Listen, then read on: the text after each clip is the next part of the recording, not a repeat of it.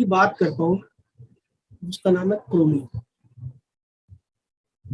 Chromium आप कहोगे sir chromium तो इंडस्ट्रीज में यूज किया जाता है, स्टील बनाने में यूज किया जाता है, उसका हमारे शरीर में क्या रोल है? बस क्रोमियम भी क्या होते हैं, दो तरह के होते हैं, एक ट्राइवेलेंट होते हैं और एक हेक्सावेलेंट होते हैं। हेक्सावेलेंट जो क्रोमियम है that will be used in industry, वो इंडस्ट्री में यूज किया जाता है, स्टील बनाने में यूज किया जाता है।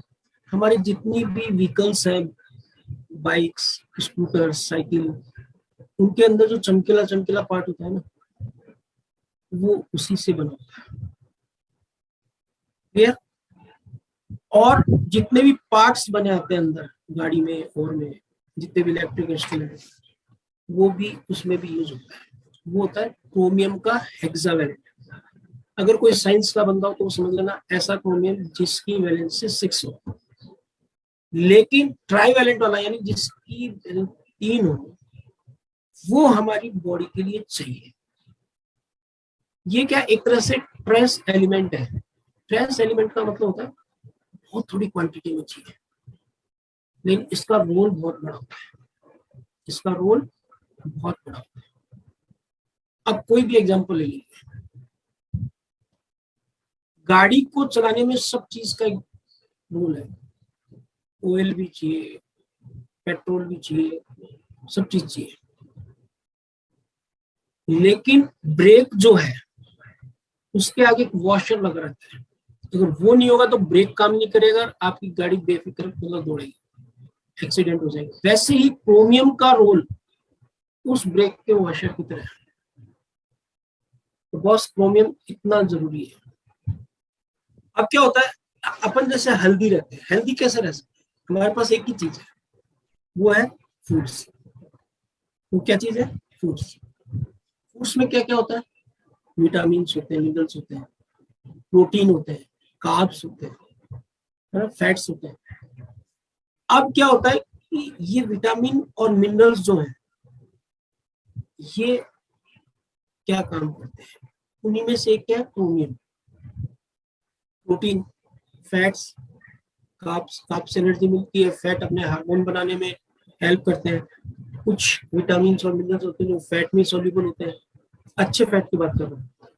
और प्रोटीन हमारा बिल्डिंग ब्लॉक है, हार्मोन्स बनाने में भी हेल्प करते हैं, हमारे इम्यूनिटी को, ये सब है। तो जिस तरह से हेल्दी बॉडी के लिए, जिस तरह से हेल्दी बॉडी के लिए सभी न्यूट्रिएंट्स की जरूरत होती है, उसी तरीके से क्रोमियम की भी हमको जरूरत होती है। अब ये कितना चाहिए? तो इसकी जो रिक्वायरमेंट है वो है 50 से 200 माइक्रोग्राम, बस इतनी है, 50 से 200 माइक्रोग्राम। ये एक्सेस में भी नहीं होना चाहिए, एक्सेस में है वही नुकसान कर सकता है।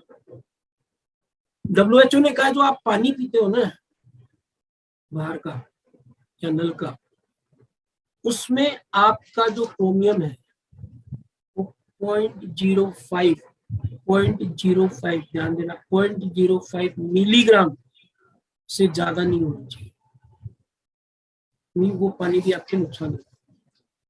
और ये अपन को पता है एक्सेस किसी भी चीज की हो दैट विल बी हमको जो क्या करती है, नुकसान करती है, वो हमें हार्मफुल रहती है। तो ये आपका क्रोमियम का रोल है। अब क्या है,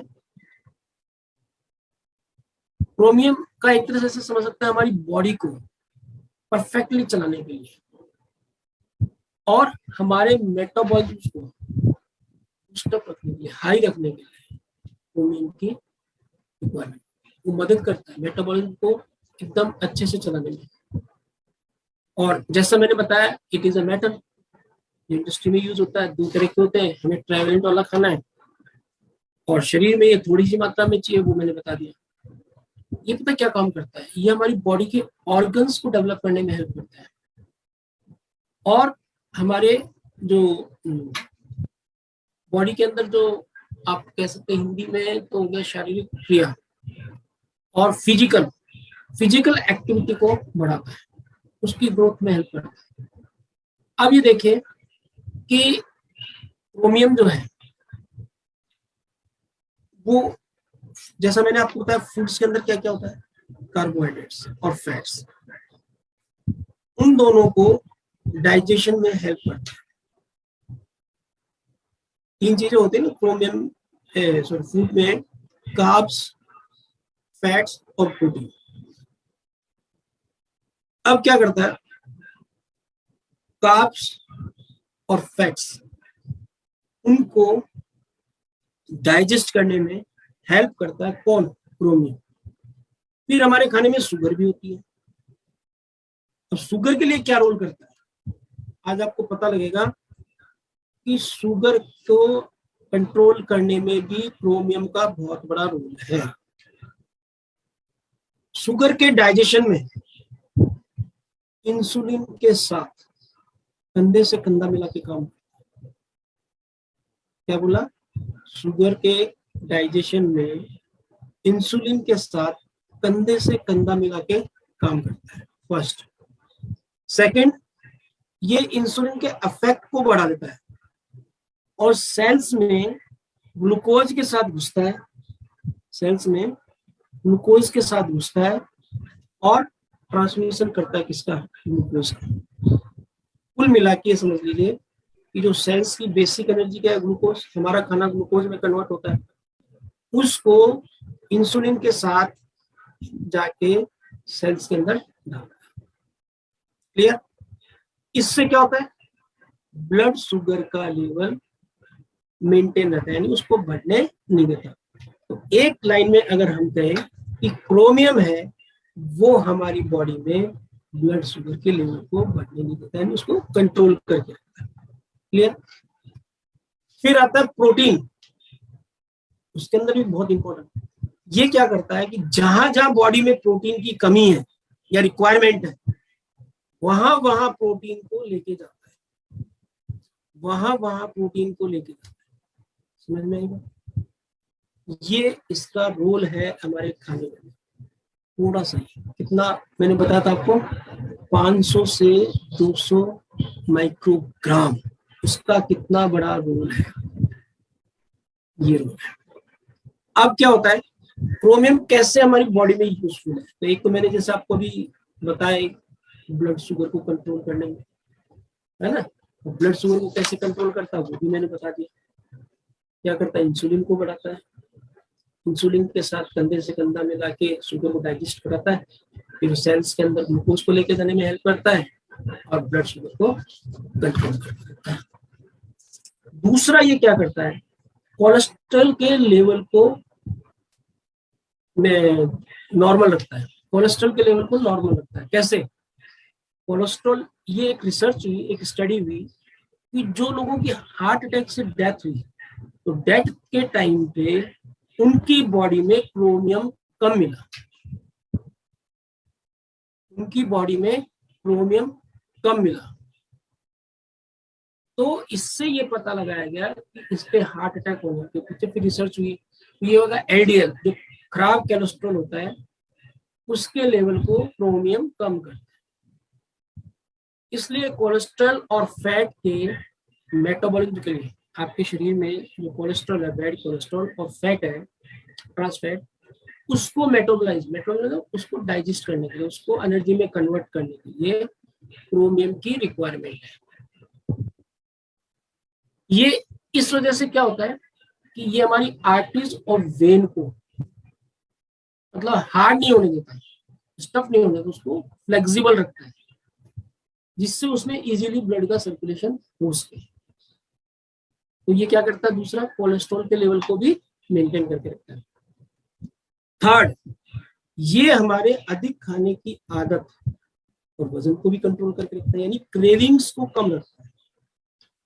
ये क्या करता है, बॉडी में जो फैट होते हैं, देखो जिसकी बॉडी में ज्यादा फैट होंगे, गंदे फैट, उसको उतनी ज्यादा क्रेविंग होती है। और क्रोमियम क्या करता है, जो ऑलरेडी बॉडी में फैट है, अगर आप सफिशिएंट क्वांटिटी में ले रहे हो, तो वो क्रोमियम है जो बॉडी में ऑलरेडी फैट डिपोजिटेड है, गंदा फैट, उसको बर्न करने में, आप एक्सरसाइज कर रहे हो या जैसे भी कर रहे हो, उसको बर्न करने में एक कैटलिस्ट की तरह काम करता है, उत्प्रेरक की तरह काम करता है। तो इससे मोटापा नहीं बढ़ता। तो कहीं ना कहीं इसका रोल मोटापा कम करने में भी है। फिर देखिए, सबसे मेन हमारा दिमाग, माइंड, उसको हेल्दी रखने में भी इसका बहुत बड़ा रोल है। सीधी सी बात है, जिस पर्सन के इंसुलिन लेवल सही रहता है, ब्लड शुगर लेवल सही रहता है, उसका ब्रेन ज्यादा एक्टिव होता है। हमारी बॉडी में एक ग्लैंड होती है हाइपोथैलेमस, जो क्या काम करती है, हमारे को पूरे बॉडी पार्ट को कंट्रोल करती है, नींद के लिए हेल्पफुल होती है, फूडिंग खाने की इच्छा को बताती है, प्यास लगना, है ना, हमारी एक्टिविटी जो इसको स्टिमुलेट करती है, इन सब पे कंट्रोल भी करती है। तो ये जो क्रोमियम है, उस हाइपोथैलेमस में एक्टिव रखने के लिए क्रोमियम की रिक्वायरमेंट। अगर क्रोमियम कम होगा तो ऑब्वियसली इंसुलिन शुगर लेवल बढ़ जाएंगे और आपका हाइपोथैलेमस डाउन हो जाएगा। और जैसे इंसुलिन और शुगर लेवल अच्छे रहेंगे तो ये आपके हाइपोथैलेमस को एक्टिव रखेगा, तो पूरी बॉडी एक्टिव रहेगी। यानी आप यूं कह सकते हैं कि ये एंटी डिप्रेशन एजेंट है, एक सिंगल वर्ड में। ऐसे ये दिमाग के लिए इंपॉर्टेंट है। क्रोमियम क्या करता है, हमारी स्किन के लिए भी अच्छा है। अब आपने देखा होगा कि बहुत से लोगों के पिंपल्स आ जाते हैं, स्किन पे रेशेस हो जाते हैं और डल सी हो जाती है। इसके पीछे बहुत बड़ा कारण, जो आज के टाइम पे हम डेजर्ट्स खा रहे हैं, प्रोसेस फूड खा रहे हैं, मीठा खा रहे हैं, उसकी वजह से ये सब होता है। और जैसे, और वो क्या होता है, क्योंकि वो बढ़ रहा है, उस पर कंट्रोलिंग नहीं चल रही। और जैसे आपके सफिशिएंट क्वांटिटी का क्रोमियम जाएगा, जितनी बॉडी को रिक्वायरमेंट है, तो इंसुलिन कंट्रोल हो जाएगा, शुगर लेवल कंट्रोल हो जाएगा, और आपका क्या होगा, फिर स्किन अच्छी होने लग जाएगी। तो डायरेक्टली इनडायरेक्टली क्रोमियम का देखो कितना बड़ा रोल है। और फिर क्रोमियम जिस फूड में मिलता है, आपको मैं बताने वाला हूँ, वो सब आप जो खाते हो उसमें और इतने न्यूट्रिएंट्स होते हैं, विटामिन होते हैं, जो एंटीऑक्सीडेंट होते हैं। एंटीऑक्सीडेंट क्या करता है, हमारे बॉडी से जितने भी ऑक्सीडेटिव स्ट्रेस है उनको बाहर करता है। उसके बाद में मेटाबॉलिज्म और एनर्जी लेवल को बूस्ट करके रखता है क्रोमियम। एक आदमी को क्रोमियम, कैल्शियम और मैग्नीशियम दिन में लेना ही लेना चाहिए। ये तीनों क्या करते हैं, हमारे मेटाबॉलिज्म को बूस्ट करके रखते हैं। हमारी, और मेटाबॉलिज्म बूस्ट रहता है तो हमारी बॉडी में क्या रहती है, एनर्जी रहती है, और ये वेट लॉस में भी हेल्प करते हैं। ऑब्वियसली जिसका मेटाबॉलिज्म अच्छा होगा उसका वेट लॉस कम हो जाएगा, वेट लॉस हो जाएगा। तो कहीं ना कहीं क्रोमियम से जो जुड़ा फूड खाएंगे वो हमारे वेट लॉस में हेल्प कर देगा। अब बहुत से लोग क्या करते हैं पता है आपको, वेट लॉस प्रोसेस में जाते हैं ना, खूब एक्सरसाइज करते हैं और उधर खाना कम कर देते हैं। अब खूब एक्सरसाइज करने से क्रोमियम कम हो जाता है, खूब एक्सरसाइज करने से पसीने के साथ क्रोमियम बाहर आ जाता है, और उधर आपने डाइट कम कर दी तो डबल नुकसान होगा। और जैसी क्रोमियम की डेफिशिएंसी होगी तो कितने लेवल हो जाते हैं। तो बहुत से लोगों को देखा होगा आपने, एक्सरसाइज की वजह से उनका insulin level, blood sugar level बढ़ जाता है। तो ये सब चीजें हैं। तो इसलिए हमको एक बढ़िया गाइडेंस के अंदर अच्छे से डाइट भी लेनी है। डाइट कम करके कभी वजन नहीं कम करना। ये हमारी आंखों को भी हेल्दी रखती है। ग्लूकोमा होती है, ग्लूकोमा का कहीं ना कहीं लिंक किससे होता है, ब्लड शुगर से। तो अब आप खुद सोच लीजिए, जब ये ब्लड शुगर को कंट्रोल करके रखता है तो ग्लूकोमा की प्रॉब्लम धीरे धीरे सॉल्व हो जाएगी। ये हमारे मतलब ये मान लीजिए कि क्या होता है, जब आपकी ग्लूकोमा हो जाती है तो उसमें एक अलग तरीके का लिक्विड बनने लग जाता है, जो हमारी आंखों की नसों पर प्रेशर डालता है, और उसकी वजह से क्या होता है, आपको दिक्कत आती है। ऑब्वियसली ये जब ब्लड शुगर को कंट्रोल करेगा, आपकी आंखों पे जो ग्लूकोमा वाली प्रॉब्लम होने वाली है, हो रही है या होगी, नहीं होगी फ्यूचर में, वो भी धीरे धीरे करके ठीक होने लगेगी। बोन्स को भी हमारे मजबूत करके रखता है। कमजोर नहीं होने देता है। क्रोमियम शरीर में उन्होंने कैल्शियम की कमी को स्लो करता है, यानी वो कैल्शियम डाइल्यूट उसमें ब्लड में घुलता रहता है और हमारे एसिडिक लेवल को मेंटेन करके रखता है, यानी ब्लड को ज्यादा एसिडिक नहीं होने देता, एल्कलाइन बना के रखता है। तो वहां पे उसका जो कैल्शियम ज्यादा नहीं निकलता, उसको भी मेंटेन करता है। तो इस तरह से देखो, क्रोमियम एक बहुत छोटी सी चीज थी जिसका इतना, तो क्रोमियम एक न्यूट्री चार्ज की तरह काम करता है। क्रोमियम एक किसकी तरह काम करता है? Nutri charge. तो you can say chromium is equal to nutri charge. तो बॉस ये क्रोमियम का इतना बड़ा। अब आप पूछोगे सोर्सेस क्या है sir? Broccoli, broccoli, grapes, broccoli, grapes, आलू, ये नहीं इसका मतलब आज से आलू अब ज्यादा खाने, लहसुन, तुलसी के पत्ते लगाए, संतरा, एप्पल, बनाना, और नॉन वेज में आपके जो भी है मीट, बीफ और एग वगैरह जो भी है, बस इतने अच्छे इसके सोर्सेज हैं। कुल मिला के इफ वी, हाँ खजूर में भी होता है, यस किसी ने बोला खजूर। अब आप सोच लीजिए कि भगवान ने हमें जो नेचुरल फूड दिया है वो हमारे सब तरह के विटामिन और मिनरल्स को पूरा करता है, और जो हम बाहर का प्रोसेस फूड खा रहे हैं उसमें ये सब चीजें कुछ भी नहीं है। तो ये क्रोमियम, तो क्रोमियम को आप क्या कह सकते हो? Nutri charge. तो बॉस ये आज का क्रोमियम का है। तो आज से आप ब्रोकली, ऑरेंज और बनाना, वो तो मैं हर किसी को देता हूँ, बनाना तो अपने आप में एक बहुत अच्छा फूड है ना। ये सब चीजें आप खानी स्टार्ट कीजिए और अपने आप को फिट रखिए।